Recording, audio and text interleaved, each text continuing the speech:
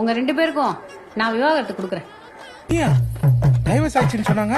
ஆமாண்ணே, ஒரு வாரம் ஆச்சு. அப்புறம் எப்படி நீங்க வந்து 6 நாள் ஆச்சு.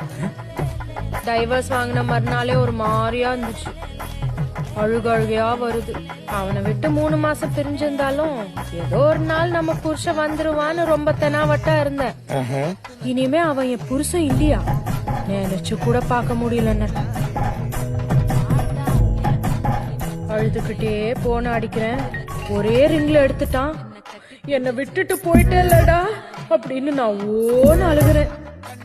இவன் பைக்கை எடுத்துக்கிட்டு வரத்துக்குள்ள என்னால இருக்கவே முடியல. 6 கிலோமீட்டர் ஓடியே வந்தேன்னு.